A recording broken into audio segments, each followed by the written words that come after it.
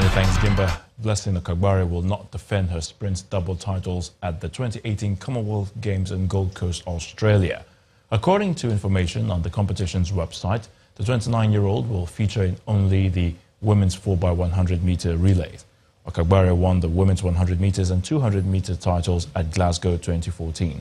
The website listed Isoken Buson, Jennifer Madu, Rosemary Chukuma, Toby Amuson and Joy Udo Gabriel as athletes to compete for Nigeria in the 4x100 meters relay.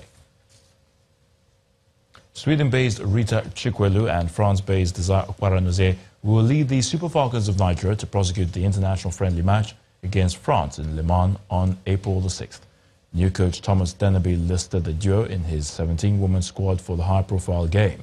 Dennerby also named Francisca Odega, Ngozi Okobi, and home-based goalkeepers Onyechukwu Keke and Chiamaka Nadozie, Courtney Dike, Iniabasu Motong, Esther Sunday also made the cut. Now, the delegation will depart for France on Tuesday, April the 3rd. PAOK Salonikos president has been banned for 3 years for coming onto the pitch with a gun during the Greek top-flight match. Ivan Savides had a gun in a hip holster when he entered the field after PAOK had a late goal ruled out for offside during the game on March the 11th, causing the game to be abandoned. He was also fined €100,000 by the Greek Super League. 4 of the 8 countries whose national leagues used FIFA-approved video review or VAR will not have match officials working at the 2018 World Cup. FIFA has confirmed that 36 referees and 63 assistants will work at the games, 64 games in all, in Russia. The FIFA has insisted that World Cup officials will be fully trained to use the video assistant referees. And that's a wrap in sports news. The news at 10 continues shortly.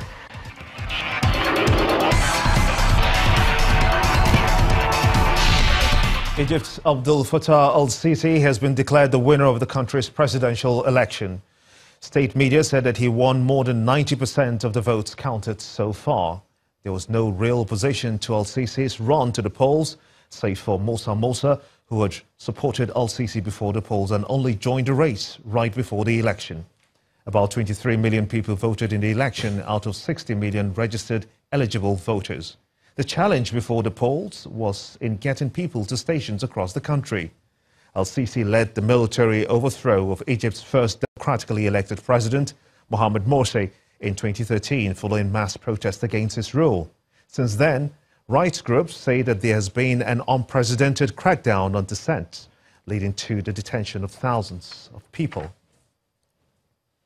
And Russia has expelled 60 U.S. diplomats and closed the country's St. Petersburg consulate in response to U.S. action over a spy poisoning case in the UK.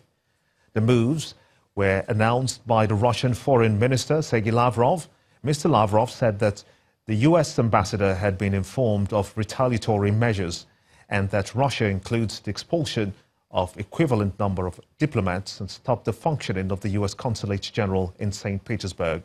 He said other countries which had expelled Russian diplomats could expel Moscow to respond in kind. The U.S. had earlier ordered the expulsion of 60 diplomats and closed the U.S., that would be the Russian Consulate General in Seattle. Now, 68 people have lost their lives following a fire outbreak at a police station in Venezuela's Carabobo state. Authorities still have no idea how the fire started, but that prisoners likely had a hand in it. They reportedly set fire onto mattresses in an attempt to break out on Wednesday.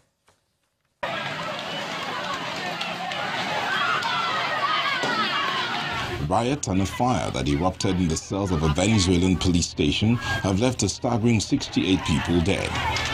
Family members, desperate for information on the deadly chaos, clashed with police outside the station. They haven't told me anything. I want to know about my child. I don't have any information on him. I don't know anything.